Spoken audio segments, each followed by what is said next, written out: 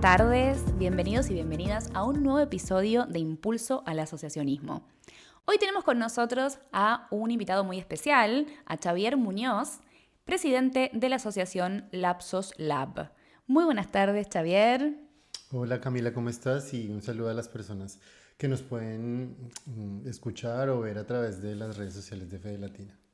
Muchas gracias, estamos muy contentos de tenerte aquí en el programa y nos gustaría que nos cuentes un poco sobre ti y sobre Lapsos Lab. Claro que sí, pues les cuento que desde la pandemia, yo soy artista y desde la pandemia hubo un clic en mi cabeza por el que entendí que quería liderar mi propia iniciativa artística.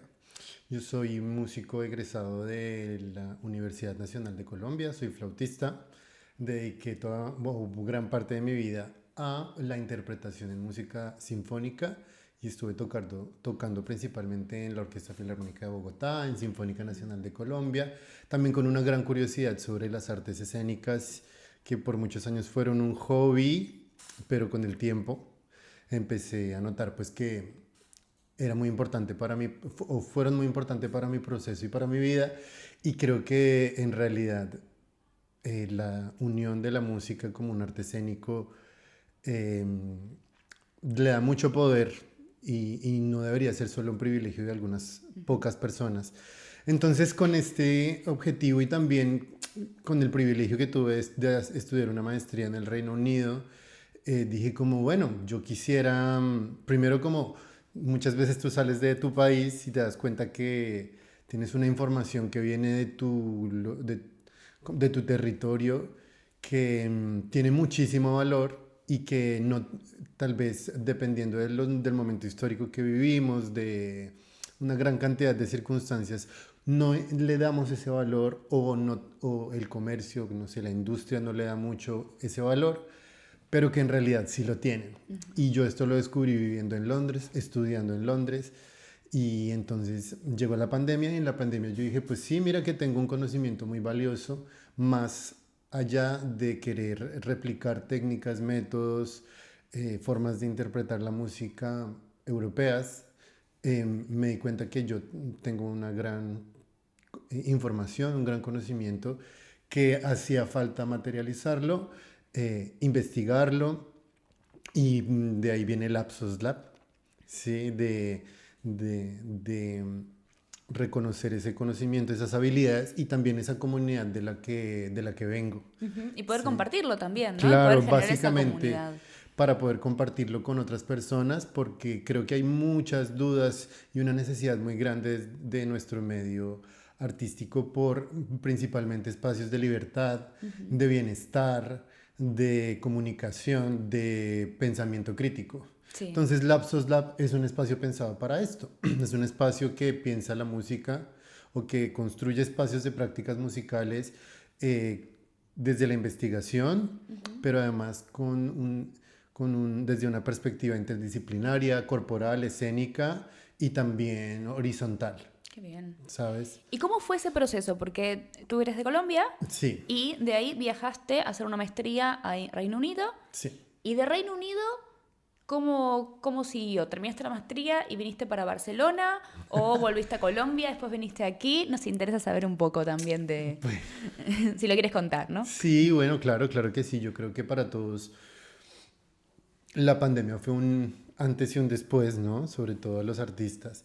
Y yo tuve como la gran oportunidad también de haber ganado dos de las becas más importantes en Colombia, que son las becas de ICETEX y de Colfuturo para jóvenes talentos, que me permitieron estudiar en Londres una maestría que se llama Performance Practice as Research.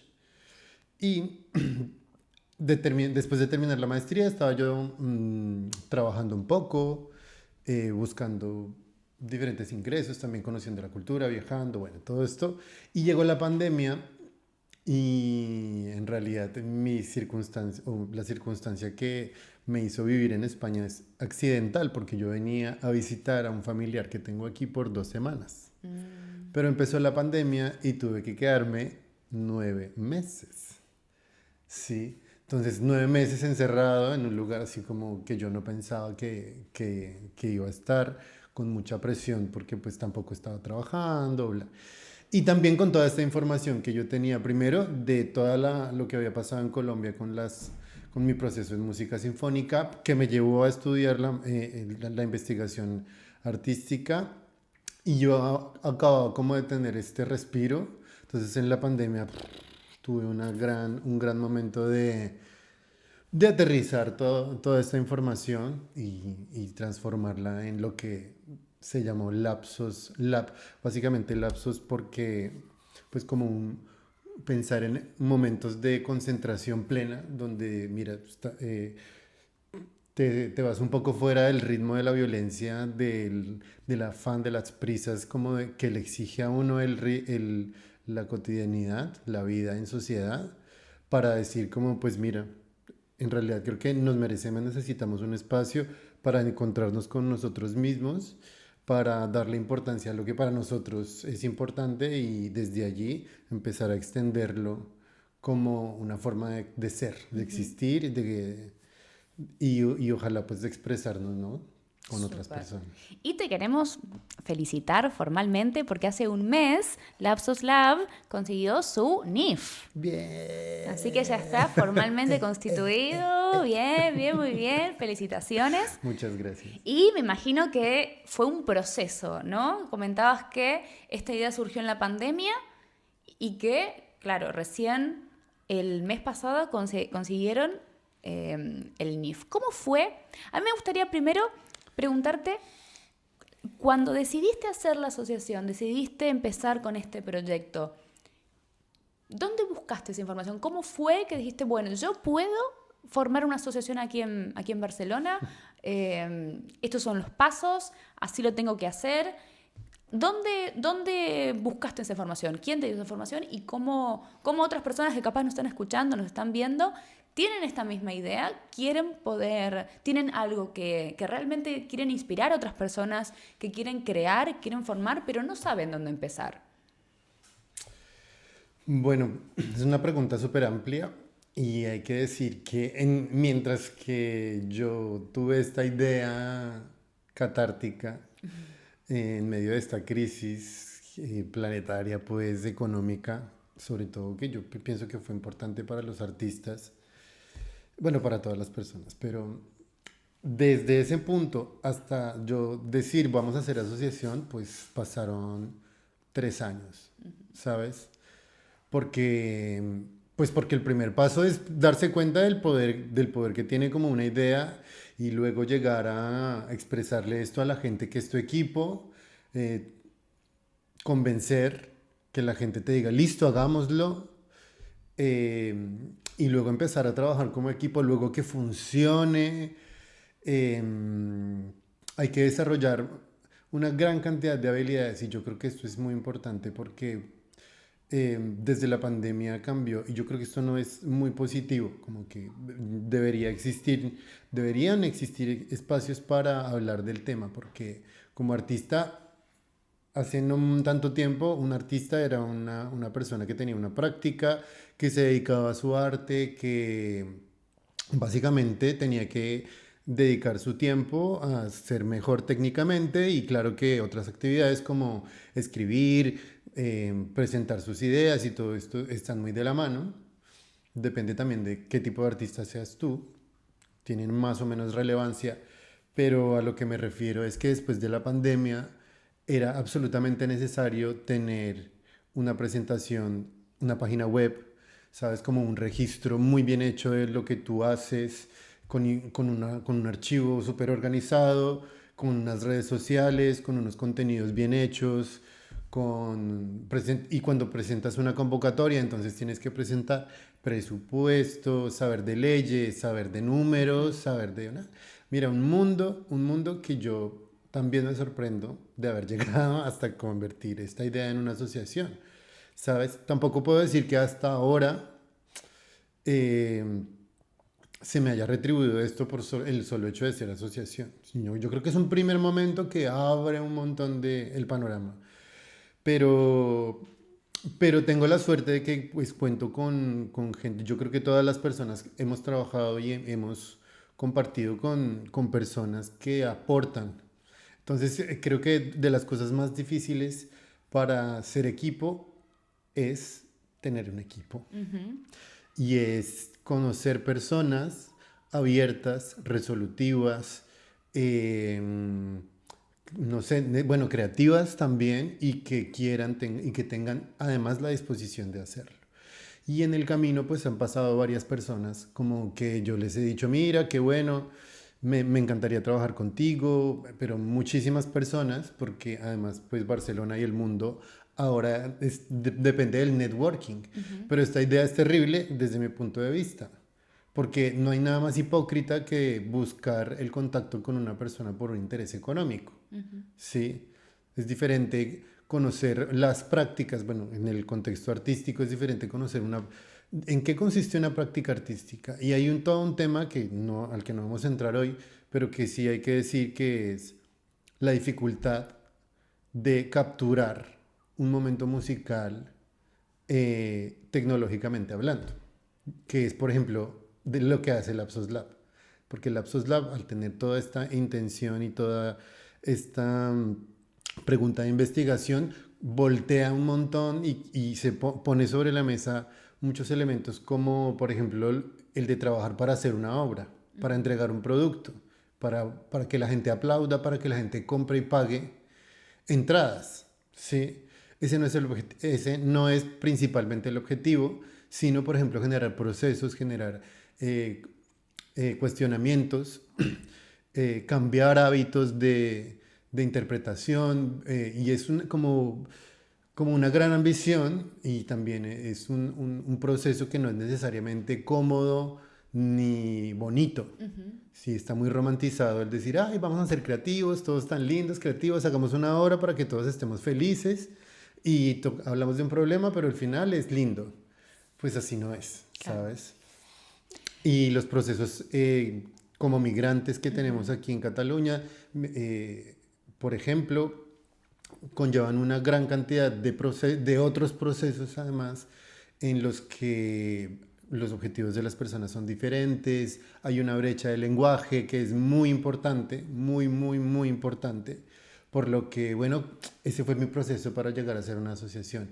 Informarme, por ejemplo, cuáles son cómo funcionan los sistemas de las industrias culturales aquí en Barcelona, en Cataluña, entender el catalán, leer, sentarse a leer las convocatorias, mirar cuáles son las instituciones que ofrecen, por ejemplo, algún tipo de asesoramiento y invertir y perder mucho tiempo. Porque creo que pues el sistema también de las industrias culturales tiene una burocracia que no facilita tanto ese proceso, ¿sabes?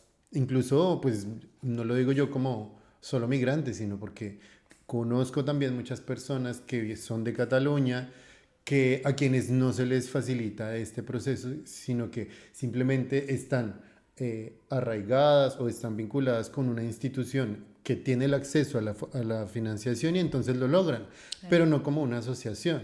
Entonces hay como una gran cantidad de hilos y de procesos. Sí, a mí me gustaría este como puntear algo que acabas de decir y que creo que es sumamente importante cuando uno hace una asociación y cuando uno en realidad quiere empezar algo propio, ¿no? Quiere empezar algo propio, ya sea algo sin fin de lucro o sea un pequeño emprendimiento. Es importante informarse, capacitarse, buscar gente. Eso es sumamente... Hacer equipo, ¿no? Hablabas mucho y mencionabas mucho el tema del equipo. Uno cuando llega, y obviamente cuando uno es migrante, y hablamos desde Fede Latina, la mayoría de la gente que llega a Fede Latina son personas migradas, pero incluso si no lo somos, estamos entrando como en un nuevo territorio. Y entrar a un nuevo territorio conlleva también poder como equiparse para poder transitar ese territorio. Y si bien... Para mí, por lo menos, lo que es el asociacionismo y Barcelona y Cataluña tiene mucho tejido asociaciones. De hecho, en Cataluña hay registradas más de 5.000 asociaciones. muchas veces uno lo ve y dice, bueno, qué lindo, y esto que mencionabas es muy real, ¿no? Uno se queda a veces en esa ilusión, pero es importante esa ilusión acompañarla con trabajo de sentarse, horas de investigar, ver y armar ese proceso. Yo creo que es súper importante. Y ese proceso no solamente para el momento de crear la asociación, sino te va a acompañar siempre. Sí. ¿No? O sea, crear procesos, estar todo el tiempo, y la importancia de la burocracia yo creo que es fundamental y cada vez lo es más. Entonces, eso también es importante. Pero me encanta lo que decís, porque no es necesario que uno ya tenga, no es necesario que uno sea abogado, por ejemplo, para montar una asociación, o economista o contador. Pero sí, uno tiene que poder aprender ciertos conocimientos porque hay muchos requisitos técnicos que necesitan tener algún tipo de conocimiento de leyes, algún tipo de conocimiento de leer una convocatoria, que son 200 páginas de una base de una convocatoria, y saber cómo leerla, ¿no?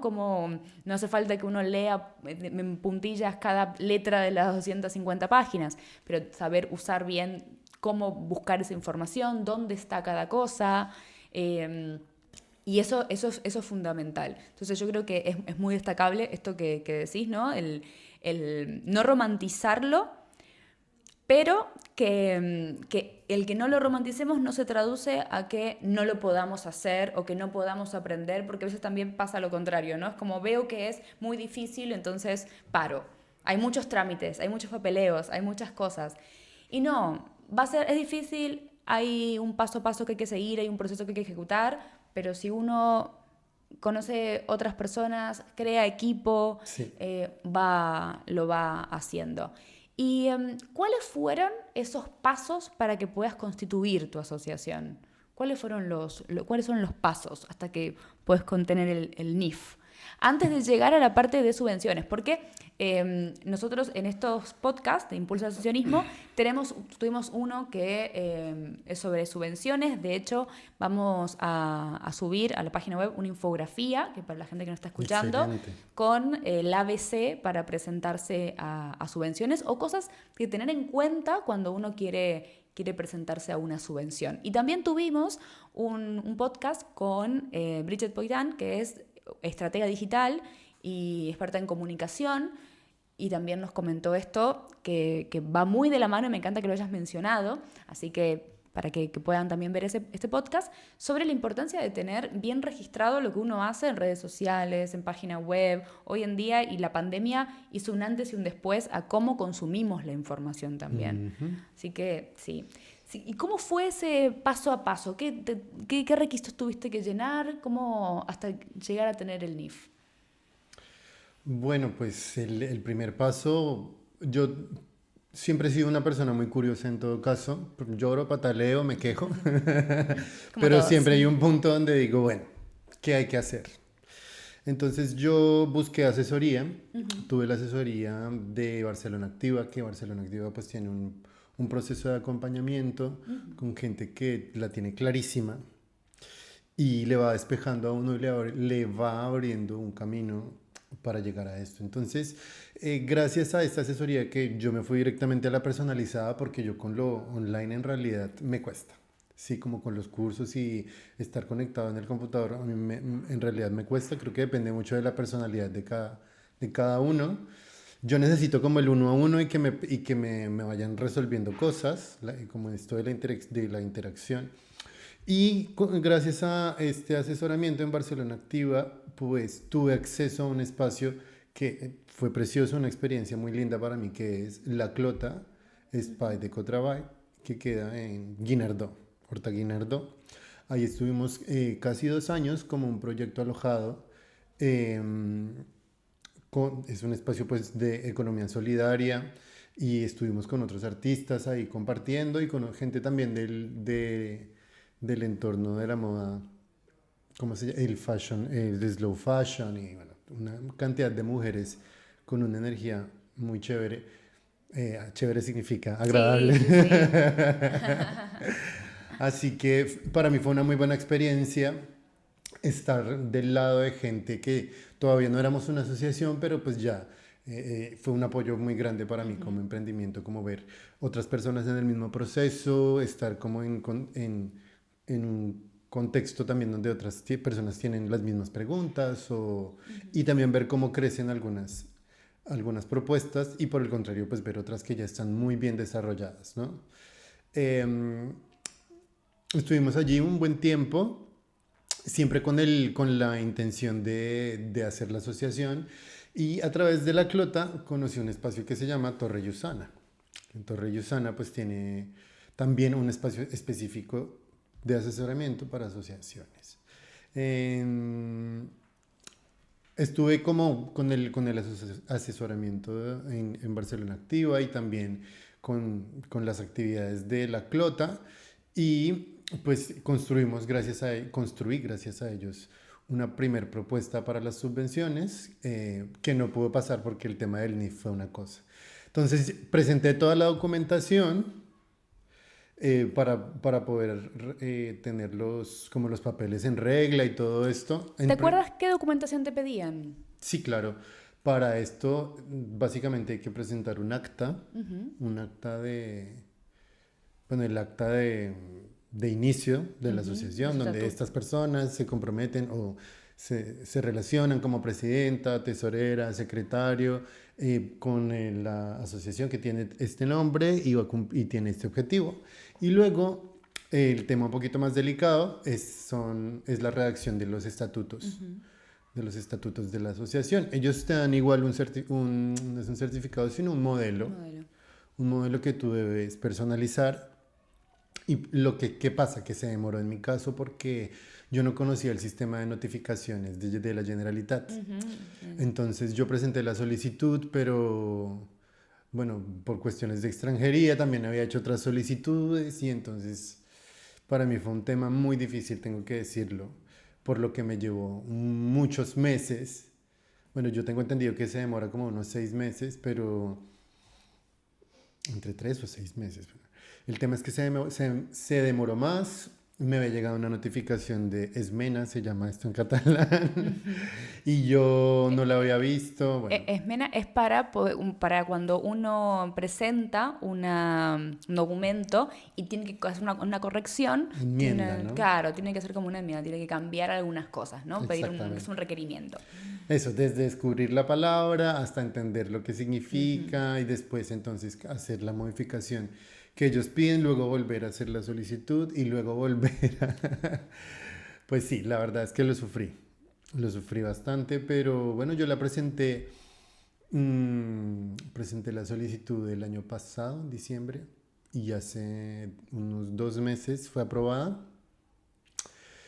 Y bueno, muy bien, fue una muy buena noticia, sí, pensé que nunca pasaría. Sí, ¿cómo que no? Y unas cositas sobre el tema de los estatutos, súper importante cuando uno escribe, bueno, más allá de que uno después lo puede modificar, tratar de que sea lo suficientemente amplio, ¿no? Para que después que tengan algún sentido con el tema de las convocatorias, ¿no? El tema del ámbito de ejecución, el público objetivo. Claro. Eso también está bueno y me parece súper genial que te hayas contactado con otras entidades y otras personas que podrían asesorar, porque hay muchas cosas que el mismo día a día, cuando uno presenta una subvención y después aparece que no te la dan porque tus estatutos no dicen que, por ejemplo, estaba pensado para jóvenes, ¿no? O que era una asociación juvenil o que era una asociación dirigida a jóvenes, y puede ser que, no sé, la línea de esta línea no te lo pueden... Así que eso es también un buen dato de tenerlo en cuenta para redactar los estatutos. Sí. Y súper lo que has dicho de Barcelona Activa, de buscar asesoramiento. Sí, sí. Bueno, lo de los estatutos puede ser una soga al cuello, el tema de los dineros, las cuotas, sí, de la junta directiva, y el tema de la contratación es como un tema que sí hay que manejar con lupa, pero que afortunadamente también pues se puede transformar, sí, ¿no?